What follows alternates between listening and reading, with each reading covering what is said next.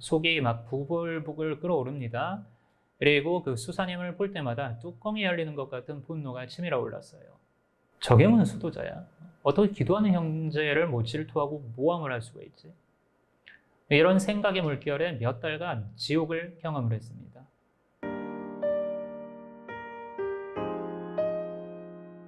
자, 제 수도생활 초기 아주 혹독했어요. 이 혹독했던 수도생활 초기에 어떻게든 이제 살아남기에 급급했던 적응 기간이 있습니다. 누구나 그래요. 이 적응 기간을 지나자 제 마음속에서 예전의 열정이 이제 살아나기 시작해요. 예전의 열정이란 수도원에 처음 들어오기 전에 그 마음 있죠? 이게 살아나기 시작했어요. 사실 이제 저는요, 10대 때부터 이런저런 영적 탐구나 이제 수련들을 해오고 있었습니다. 겉으로 보이는 모습하고는 조금 정반대인 일종의 이중 생활이었죠. 가장 큰 이유는요, 멈추지 않던 어떤 목마름 때문이었습니다. 내적인 갈증이지요. 항상 무언가가 모자랐어요. 항상 채워지지 않는 무언가가 있었어요. 수도원에 입회하게 된 계기도 이 갈증을 끝내기 위해서 삶의 형태를 바꿔보기 위함이었으니까요. 그렇죠? 자, 이렇게 이런저런 인연이 닿아서 입회를 하게 된 수도원. 근데 그 생활이 어땠을까요? 어땠을까요? 사실 수도원에 실제로 입회하기 전에는 어떤 이제 막 거룩하고 막 성스러운 막 수도 생활이 마음속에 이제 그려져 있었죠. 다 아침 일찍 일어나서 밤하늘 바라보면서 이렇게 막 기도하고 침묵 속에서 이제 뭐 명상하고 그렇죠. 세상에 축복을 보내고 인간 존재와 신에 대해서 뭐 사유하는 그런 생활 말입니다. 자, 그런데 이 모든 것이 이제 환상이었어요. 수도 생활 초기 제게 당면했던 이제 가장 큰 문제는 바로 건강이었습니다. 뭐 원래부터 그렇게 건강한 몸은 아니었는데 그곳에 입회한 그 순간부터 이제 끊임없이 아프기 시작했습니다. 가장 큰 요인은 제 몸에게는 잘 맞지 않는 정말 가혹한 생활 환경 때문에 그랬습니다. 체질이 안 맞았다. 자, 일단 수도원 건물은 100% 돌집이에요. 돌집. 그것도 거대한 이제 자연석을 가공해가지고 지어진 집이죠. 자, 여러분들 돌집의 위력을 아십니까? 보다 정확히는 돌이 내뿜는 냉기의 위력입니다. 말이 집이지 사실은 이제 굴 파고 들어가서 사는 것하고 다를 바가 없어요. 흙집을 짓고 살던 이제 그 한국인들의 유전자를 물려받고 온돌에서 등을 지지면서 지내야 하는 체질인 제가 그 돌집, 어느 정도 돌집이냐? 두꺼운 부분은 두께가 한 2m는 좋게 되는 그런 돌집이었어요. 그런 건물 안에 살기 시작했어요. 말이 건물이지 굴이에요, 굴. 자, 봉쇄 수도자들은요 독방을 씁니다. 이유는 뭐냐면 예전에는 한 공간에서 자고 막 그랬는데 지금은 이제 독방을 갖다가 보장을 해줘요. 이유는 뭐냐면 자신만의 이제 수행 공간을 가지기 위해서요. 자, 그런데 제가 배정받은 그 독방은 그 창문 쪽 그쪽 벽이 1000년 가까이 된 자연석 그대로였어요. 재밌죠? 이게 돌과 돌의 이음새에 구멍이 나 있습니다. 구멍이 나서 바람이 들어오고요. 밖에도 보여요. 이렇게 자세히 보면 빛 들어오고 막 그래요. 그 다음에 가끔 작은 도마뱀들이 드나들어요. 그 구멍으로. 다른 부분도 자연석 위에 대충 시멘트 발라요. 시멘트 이렇게 얇게 발라가지고 벽 역할을 이제 하게 한 정도입니다. 문제는 돌에서 방출되는 냉기예요. 냉기. 자, 이 냉기가 갈리시아 지방의 가공할 습기와 만나면 말 그대로 무기가 됩니다. 가끔 이 돌의 냉기를 어떤 고문 도구처럼 느끼기도 했어요. 고문 도구. 자, 마치 이게 어떤 느낌이냐면 차가운 실뱀, 얇은 뱀인데요. 차가워요. 차가운 실뱀 등이 온몸에 이제 뼈마디로 스멀스멀 들어와서 이제 박히는 어떤 느낌이 들어요. 진짜로 느껴져요.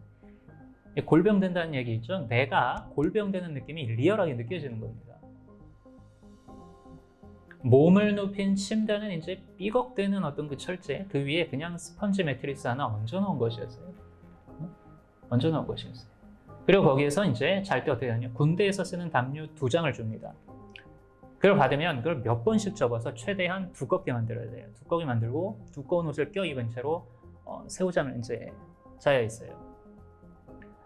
이가 덜덜 떨리는 냉기에 이제 스펀지 매트리스가 선물하는 또 그 허리 통증이 있습니다. 그건 이제 덤이지요.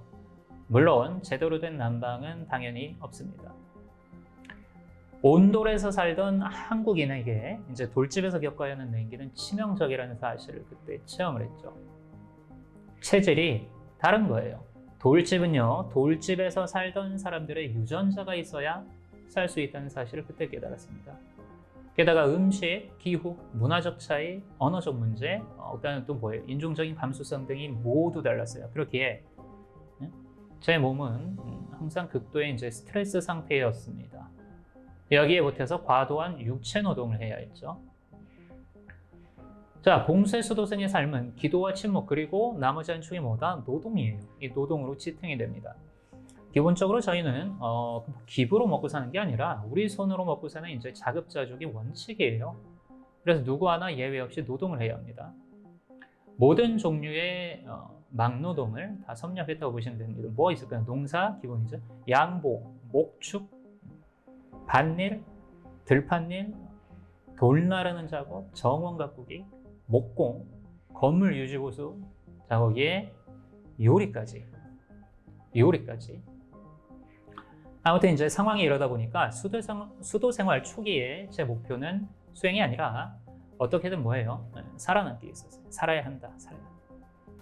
그러나 인간은 뭐예요? 적응의 동물이고 시간이 지나면서 예전보다는 살만해졌습니다. 자, 그러자 이제 마음속에서 이제 본래의 열정이 피어나기 시작했습니다. 처음에는요, 추워서 일찍 성당에 가서 기도하러 엄두도 못 냈어요. 특히 새벽 기도 시간에. 그런데 이제 잔뜩 이제 껴있고 새벽 기도 시작 30분 전에 성당으로 갑니다. 문을 열고 들어가서 제 차례 앞으로 가서 무릎을 꿇고 앉습니다. 자, 그런데 잠시 뒤에 수사님 한 분이 이제 들어오시는 거예요. 바로 뒤에. 저를 이제 이렇게 보세요. 힐끗 보시고는 경건하게 또 무릎 꿇고 고가를 이제 푹 눌러쓰고 이제 그 기도를 시작합니다. 근데 그 모습이 너무 멋있더라고요. 너무 멋있다. 오, 하나 배웠어. 자, 그래서 저도 어떻게 했다? 고가를 푹 눌러쓰고 이제 영상으로 들어가 봅니다. 자, 그런데 이 사건이 그 이후로 몇 달간 계속되었던 우쭈무탈 해프닝의 시작이었던 거예요. 며칠이 지나고 저는 이제 여느 때처럼 새벽 기도 30분 전에 이제 성당으로 갔어요. 자, 그런데 웬일 항상 일찍 와서 기도하시는 수사님이 먼저 와 계시는 거예요. 자, 그리고 그것을 본 순간 제 마음속에 이상한 경쟁심이 일어나기 시작했습니다. 어떻게 했냐고요? 다음 날 저는 40분 전에 성당으로 갔어요. 그리고 그분보다 먼저 도착했어요.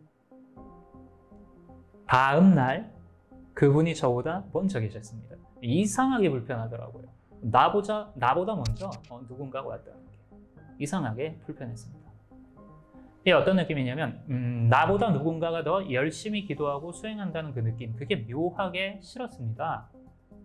그 다음날 어떻게 했을까요? 전 1시간 전에 성당에 갔어요. 다음날은 그분에게 새벽기도 스타터의 자리를 또 내어주고 엎치락 뒤치락 하는 거죠. 네가 나보다 조금 더 먼저 와, 내가 다음날은 조금 더 먼저 와, 그 다음날은 또 그 사람이 또 먼저 와. 엎치락 뒤치락.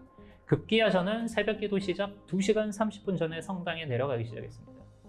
나이가 많으셨던 이제 그분은 그렇게까지는 못하시더군요. 자, 그래서 저는 이제 편안한 마음으로 제 명상을 즐겼습니다. 그런데 그러던 어느 날 원장 신부님이 저를 부르셨어요. 그리고 제게 물어보셨습니다. 너 요즘 그 누구누구 형제보다 먼저 성당 가서 기도한다며? 그러고는 그렇게 하지 말라고 하셨어요. 네, 금지당한 것이었습니다. 자, 그 이후로 몇 달 동안 저는 고통에 시달려야 했습니다. 새벽같이 그 성당에 가서 기도하는 즐거움을 뺏겼다는 생각에, 그리고 뭐냐, 거룩하고 성실한 날 그 수사님이 시기 질투해서 일러 바쳤다는 생각에 뭐 잠을 이룰 수가 없었어요.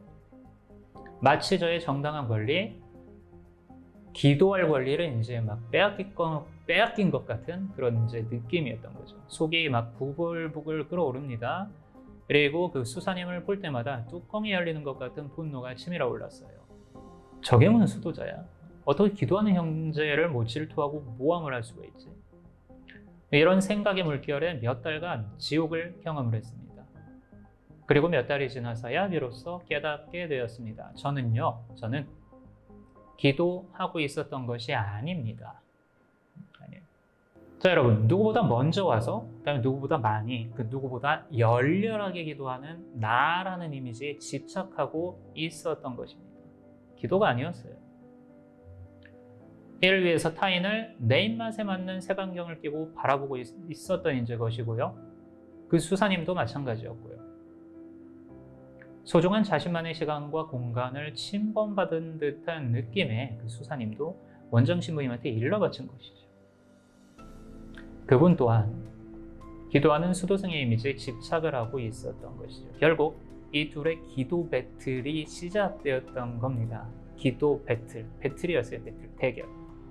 그러나 진정한 기도가 아니었습니다. 자신의 아상, 셀프 이미지요. 이것을 충족시키기 위한 욕심 배틀이었죠. 내가 너보다 기도 많이 해. 그러니 내가 너보다 더 잘났어라고 서로 이제 떠들고 있었던 거예요. 이런 기도가 과연 하나님 눈에 어떻게 비쳤을지를 그때 생각을 하니까 얼굴을 들 수가 없었습니다.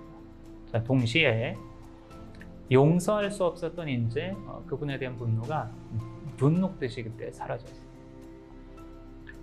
그래서 이제 원장님을 찾아가서 내가 느낀 것을 이제 말씀드렸죠. 자, 그랬더니 원장님께서 알고 계셨대요. 알고 계셨다면서 그 이미지를 깨기 위해서 금지시킨 것이었다고 하시더군요.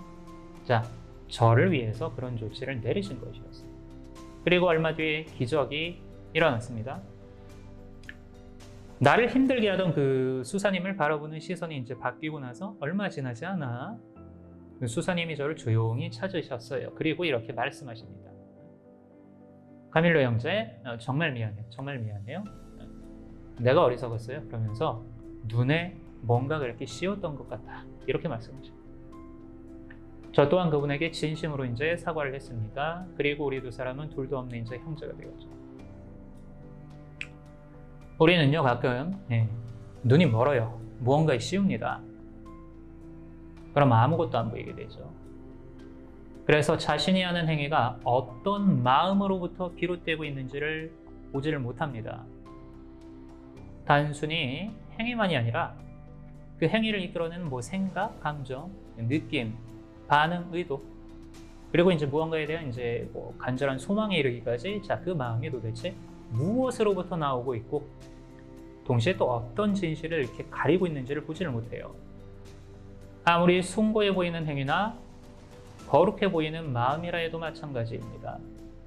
그 거룩함과 숭고함이 나의 어떤 부분을 이렇게 싹 가리기 위한 어떤 연막이나 아니면 뭐 방어하기 위한 방어기제라면 나의 거룩함은 그저 요란한 빈 깡통에 불과한 것입니다. 이 사건은요, 저의 수도 생활 전체를 돌아보게 하는 이제 기폭제가 되었어요. 그리고 수도 생활과 나에 대한 환상을 벌이는 계기가 되었습니다. 이후로 제 수도 생활은 환상에서 깨어나는 여정이 되었습니다. 자, 여러분, 멋있어 보이지만 멍청했던 이 기도 배틀. 자, 그러나 결국 철저한 깨어남의 과정으로서 그와 나에게 반드시 필요했던 사건이었습니다. 자, 그렇기에 결국 지혜와 깨달음을 품고 있었던 아름다운 순간이었던